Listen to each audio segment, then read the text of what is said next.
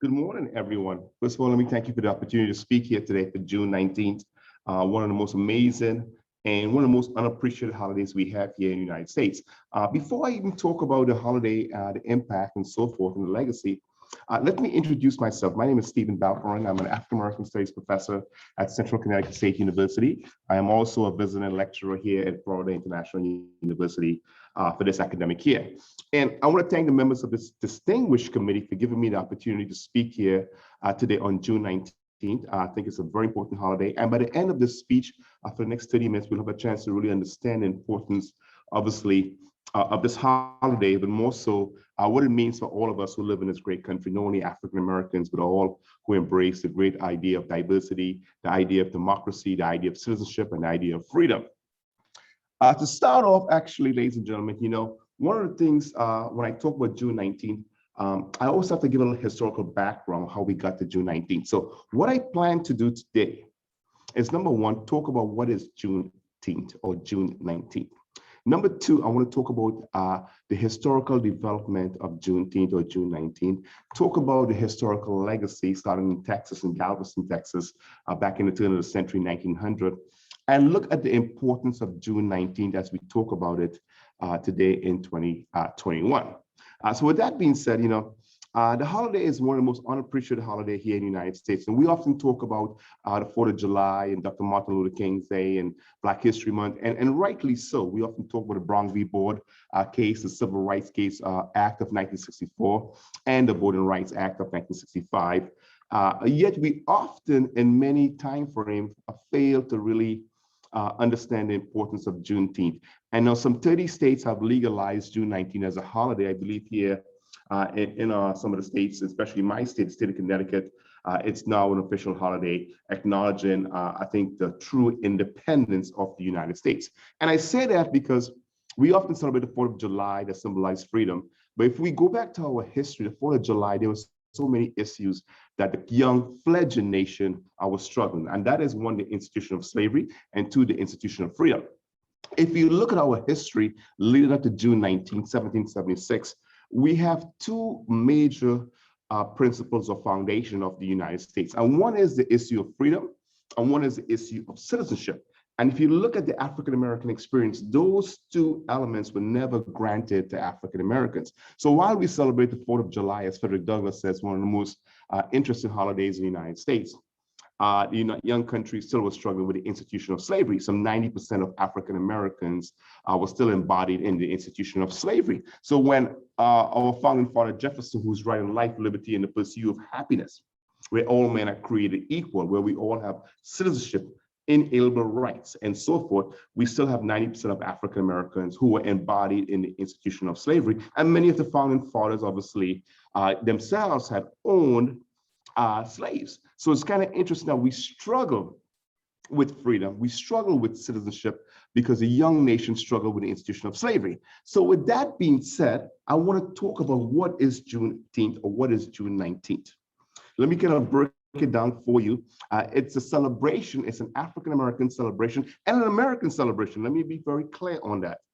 It's an American celebration of freedom that took place in Texas, Galveston, Texas, some 2 years after the Emancipation Proclamation. If you go back to our history in 1865, news took so long to get to the slaves and the slave masters, obviously in Galveston, Texas, the last of the slave-holding state.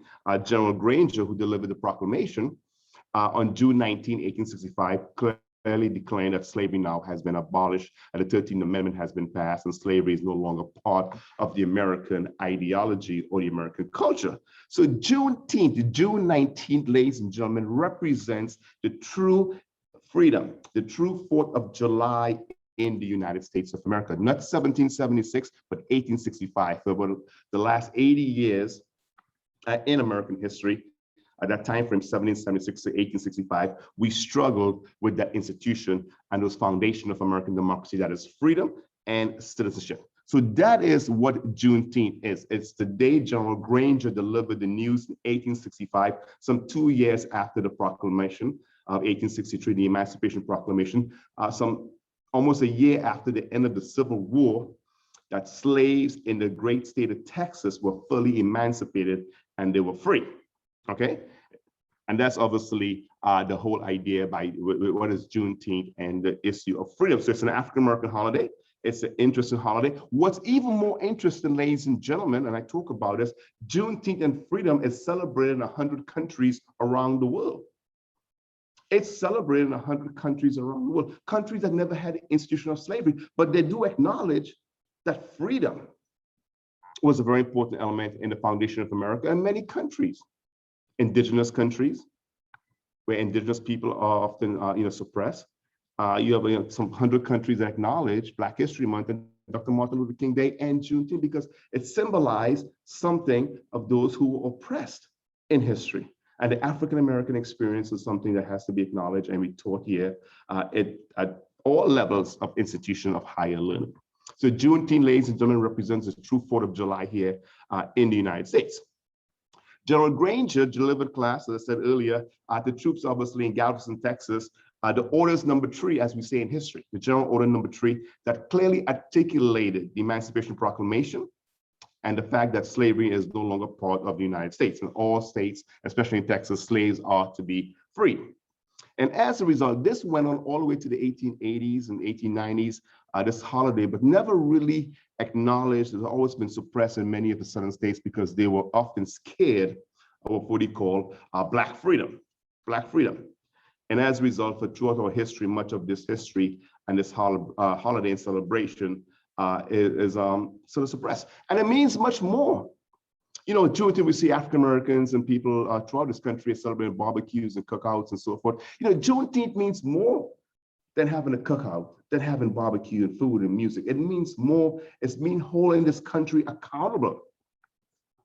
June 19, the African American, the true 4th of July, the last day that slavery existed in this country, it means more than having a cookout. It means acknowledging the greatness of this country, but also, ladies and gentlemen, acknowledging that we have made mistakes, acknowledging that the African-American experience is the experience that hold America accountable to the virtues of this great Declaration of Independence, the great US Constitution, where all men are created equal, life, liberty, and the pursuit of happiness. Juneteenth gives us that right to challenge the foundation of democracy here in the United States. So as the Civil War ended in 1865, slaves were all freed. Obviously, June 19th, we know the last slaves were freed. Interestingly enough, in the state of Florida, it was May 18th. It's when Floridians received the news that obviously that they were free, okay? And if you look at much of our history, we can talk about the dark side that led up to June 19th, and that is the institution of slavery. So I wanted to talk about that for a second because it's important to understand what June 19th is. We know that now. It's the true 4th of July. It's the last day in Galveston, Texas, when General Granger delivered the orders number 3 that clearly articulated that slavery has now ended in the United States of America, the Emancipation Proclamation from 2 years earlier. And as a result, that's the last slave holding state. But if you go back to 1776, as the country was founded, and this becomes an interesting foundation, obviously, for June 19th, because we talk about freedom. We are founded on a principle of freedom here in the United States. If you look at the Revolutionary War of 1776, the colonies where I'm from, Connecticut, are saying to England, we are not going to be your slaves. We want to be free. But yet, almost 90% of African Americans were still embodied in the institution of slavery. So though we celebrate the 4th of July and that great Declaration of Independence that countries all over the world, look at the United States, our history is a contradiction of false promises. Our history is a contradiction of false promises. And Juneteenth allows us to correct that mistake. June 19th allows us to really celebrate the 4th of July. Citizenship, freedom. And I quote from Frederick Douglass, the most famous American scholar, period. And he quotes, ladies and gentlemen, he talks about June 19th and the struggle of freedom. He says, when this nation was in trouble, in its early struggle, it looked upon a Negro as a citizen. In 1776, African Americans were citizens. At the time of the formation of the Constitution, the Negro had a right to vote in 11 states out of 13. In your trouble, you are made as citizens. In 1812, General Andrew Jackson addressed us as fellow citizens. He wanted us to fight. We were citizens then, and we are citizens now. End of quote. Ladies and gentlemen, Frederick Douglass is saying to America, only when you need us, we are citizens. Revolutionary War, 1776. War of 1812, the Civil War. Only when America needs African Americans, they are considered citizenship and they have freedom. And that's an interesting struggle because June 19th allows us to question America's true commitment. America's true commitment of freedom, democracy. The last holding state, Galveston, Texas. June 19th means more than having a barbecue, having loud music and cookout. It means holding this country accountable for the virtues of the Declaration of Independence and obviously the US Constitution. Citizenship and freedom. So that is what Juneteenth is. In the last 10 minutes, it's a celebration of the true 4th of July here in the United States. June 19th was the last day that slaves received the news in Galveston, Texas, that they were free. Some 2 years after the proclamation. And the reason why I bring this historical development of slavery is because we have to understand the contradictions of the United States. What do we do with the Black people? What do we do with them? That's always been a philosophical question posed by Ralph Ellison, John Hope Franklin, all the major philosophers that study Black history in the United States.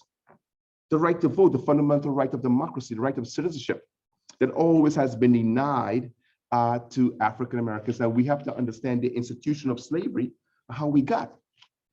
If you look at our history leading up to June 19th, 1865, there were two major political philosophies. One, how can we keep the Union intact? And two, without disturbing the institution of slavery. And that our country was built around compromises. I think Lincoln said it himself. President Lincoln, Abraham Lincoln, who supposedly freed the slaves, said himself, and I quote from Lincoln, "My paramount objective in this struggle is to save the Union. It is not either to save or destroy slavery." This is the President of the United States, President Lincoln, who's saying that my intent is to save the Union, not slavery. He didn't give a damn about Blacks and slavery and institution. He cared about his political career and advancing his career. Lincoln wrote, "What do I do about slavery and the colored race?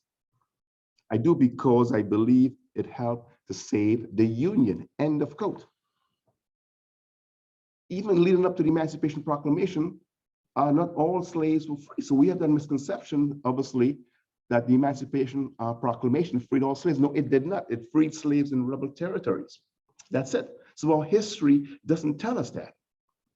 That's why Juneteenth is important, because it allows us to go back and revisit our true history, the true 4th of July. That monkey on our back that we call slavery. What do we do with African Americans? What do we do with the Black people? How can we build this great country without breaking up the institution of slavery? And that's done through compromises. So that being said, all the way to 1880s, 1890s, there were some elements of Juneteenth celebration here in the United States. Not a lot, but it wasn't until the turn of the century in Texas, state of Texas, that began to officially acknowledge June 19th. It was an educator called Antonio Smith in 1936 that began to lobby the state of Texas and their Congress, state representative and their legislature to acknowledge a Juneteenth celebration.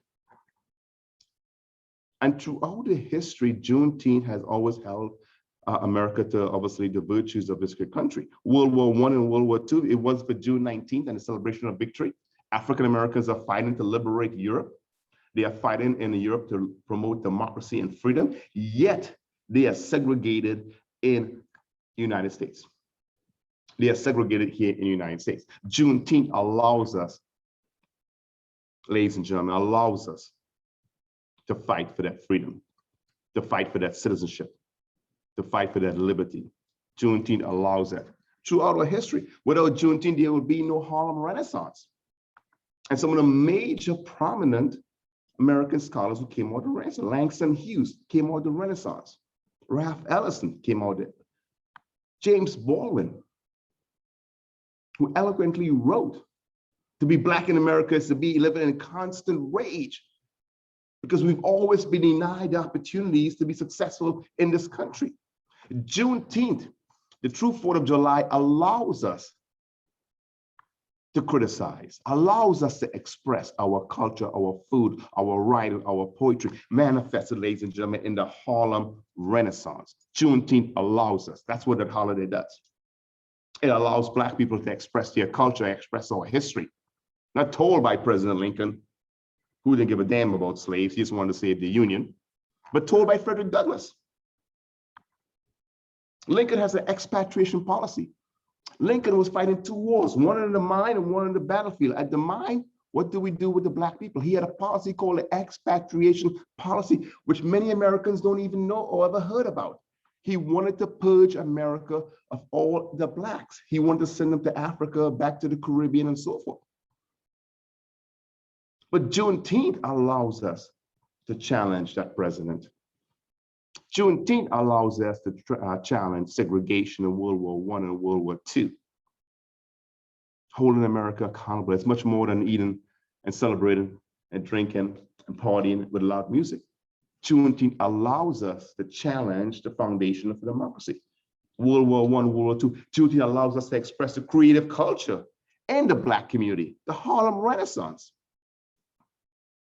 And all the famous scholars that came out of the Renaissance, that they began to redefine what it is to be American, what it is to be Black in America, and to talk about the attributes and the contributions that we have here in the United States. James Baldwin, Langston Hughes, the great music, Duke Ellington, Ella Fitzgerald.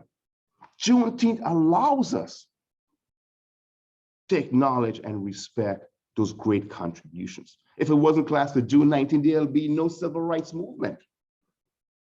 There'll be no Dr. Martin Luther King challenging again the foundation for democracy. There'll be no Brown v. Board of Ed and Thurgood Marshall challenging class, ladies and gentlemen, the democracy of this country. No Rosa Parks, no civil rights movement, no Dr. King, no Malcolm X, no John Lewis, who just passed away a couple months ago. It was June 19th that allowed all these famous scholars to hold America accountable. The true 4th of July, June 19th, 1865, struggling with freedom, struggling with democracy. There'd be no Black culture, no Renaissance, no Black power movement, radicalism, all shaping America. No Black Lives Movement. If there was no June 19th and holding America accountable, no Black Lives Matter movement here in the United States. No Black Lives Matter. Think about that. No Barack Obama. Without the Juneteenth movement, there would be no struggle. A rise of the Phoenix with an African-American president coming out of nowhere to lead this great nation. Juneteenth allows us to express our voice, express our concern, hold America accountable to what it means. And that is, ladies and gentlemen, freedom, democracy, and citizenship. Let's think about those 3 words for a second. Freedom, democracy, and citizenship. Number 4, equal justice under the law. My younger days when I was in law school.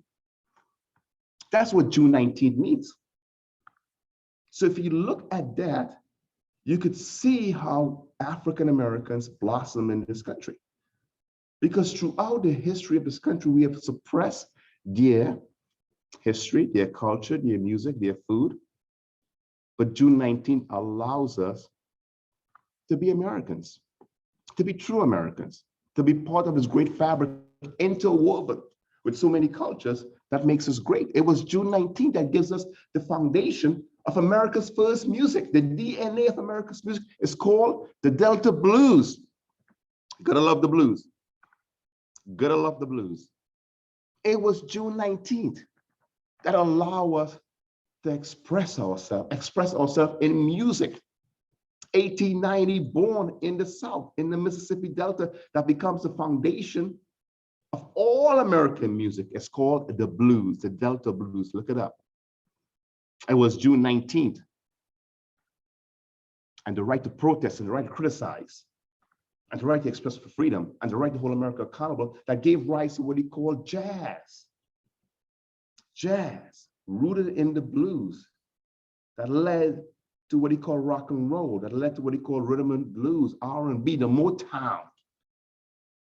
In one of my books, how Motown outdanced Jim Crow, that leads to funkadelic, leads to disco, to lead to hip hop. It was June 19th that began to pave the way for America's greatest asset, and that is Black music. Let's not kid ourselves, Black music. Music. The Temptations, Marvin Gaye, Aretha Franklin began to express themselves because June 19 gave us that freedom we've been looking for in this country. That freedom. It was June 19th that gave us the Harlem Renaissance. Black soldiers fighting to defend America. Black soldiers fighting to promote democracy in the free world, in Europe, to end Nazism, fascism. It was June 19 that gave those soldiers the pride to go. They had a voice, they had citizenship, and they were free. It was June 19 that led the Brown v. Board. It was June 19 that led the Chicano movement, the civil rights movement out in the West Coast. It was June 19th that paved the way for our indigenous brothers who are still locked up in reservation to have a voice, to have a say. June 19, ladies and gentlemen, is much more than a holiday, much more than eating and drinking and partying. June 19 means holding America accountable to all the great virtues that this country has allowed immigrants to achieve, to enjoy, but kept African Americans away. It gave them a voice. June 19 gave them that voice. The right to be heard in a democracy. Isn't that the foundation for democracy? Marches, protests, civil rights, human rights, Black Lives Matter, an African American president. If we didn't have that citizenship and that freedom and the right to call America ours, there would be no such thing. 21st century, still holding America accountable. COVID-19 and all the disparities that comes with that crisis. June 19 allows us to obviously hold America accountable again. So if you look at the history of Juneteenth, the last day, Galveston, Texas, June 19, 1865, when the news was delivered by George Granger, the National Orders No. 3, saying to Texans that Blacks are free. And no longer can we have the institution of slavery in this country. That's no longer part of American culture or ideology. That's manifested in the 13th Amendment. June 19 opens the floodgate for African Americans to call America home, call themselves Americans, but also allows us the right to be heard, the right to express the fundamentals of democracy, citizenship. It is the true 4th of July. If you look at the 4th of July and read Frederick Douglass' speech on the 4th of July, what does the 4th of July means to a slave? What does it mean to a slave? 4th of July, 1854. He wrote that piece. Look it up and read that. It means a nation that's struggling with its ideology, struggling with the foundation, and that is class slavery, because the 4th of July that symbolized freedom, 90% of African Americans are enslaved. So while we struggle with freedom, while we struggle with citizenship, while we use those words in 1776, while we are saying to England, we are not going to be your slave, we want our freedom, we as Americans in the early foundations of this country is struggling with freedom, is struggling with democracy. And Juneteenth is that day of reckoning, is that day we now celebrate as a day we could be Americans and hold this great country together. So as I concluded my speech, I'm very optimistic that some 30 states have now embraced the idea and the celebration and the true meaning of June 19th. I've often said in many of my speeches, hundreds of speeches throughout the country, it means much more than drinking, having a barbecue, and playing loud music. It's a celebration of Black culture. It's a celebration of American culture. It's a celebration of holding this country accountable. It's a celebration of holding to the foundations of this country: life, liberty, and the pursuit of happiness, equal justice under the law, freedom, and last and by no means, citizenship. Juneteenth is a holiday we need to obviously respect, acknowledge, and in some way, shape, and form, include it in our curriculum at all levels. And I said earlier, there's over 100 countries in the world that celebrate June 19th, that celebrate Black History Month, that celebrate Dr. Martin Luther King holiday. because those foundations allow these countries to really question government and their democracy. So with that being said, ladies and gentlemen, the next time you sit down and look at June 19, don't think about it as just another holiday, it's another day off. I think as we as all Americans, Caribbean Americans, African Americans, Italian, German Americans, Jewish Americans, all of us who live in this great country, let's take some time to reflect on the true legacy of Juneteenth. It means much more than the last day of slavery, the last day the news reached in Galveston, Texas. It means more than that. It's a political holiday. It has given a voice to many people in this country who never had a voice. It gave African Americans an opportunity to live and be part of America, question the democracy. Turn of the century, it has evolved into a prominent holiday in many states, including Texas. It gave African Americans the voice to serve America, World War I, World War II. It gave rise to the Harlem Renaissance. It gave rise to Black music. It gave rise to the Civil Rights Movement. It gave rise to the Black Power and Black Lives Matter movement against holding America accountable and giving people a voice. It gave rise to our first African American president, Barack Obama. Without a Juneteenth and the struggle for equality and to understand the voice that had to come out and to be heard, we probably would never have a Black president. We had one. We had a Black family, first family. Because of June 19th, it allowed African Americans to really express themselves either politically, culturally, socially, economically. It allows us to be part of this great country and to give us a voice. So June 19th, ladies and gentlemen, is our true 4th of July. Let us be clear on that. Let me be clear on that. It's the true 4th of July. When we celebrate life, liberty, and pursuit of happiness, not 1776, when 80 or 90% of African Americans are still embodied in slavery. How can we celebrate, as Douglas says, it's a sham. It's a sham. This country was built on shams. Lies, deceptions, as Douglas says. How could you celebrate 4th of July and Black people are enslaved? How could you have a Declaration of Independence and Black people are enslaved? How could you have a US Constitution that talks about freedom and democracy and Black people are enslaved? It wasn't until June 19, 1865 that the true foundation of American democracy is now displayed and bestowed upon all. So I thank you for the opportunity to speak today. I thank you for the opportunity to understand June 19, much more than a holiday of celebration. It gave rise to Black culture, Black food, Black music, Black politicians, Black businesses, Black sports.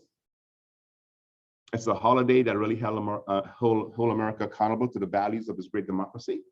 And I hope we take our time off, some time off anyhow, to reflect on what we all can do to talk about June 19, talk about freedom, pass that knowledge on to kids, whether at the high school, college, or even our communities as we are doing here today. So I thank you for the opportunity. Again, my name is Stephen Balkaran, African-American Studies Professor at Central Connecticut State University. I'm currently a visiting lecturer here at Florida International University. And I welcome any questions.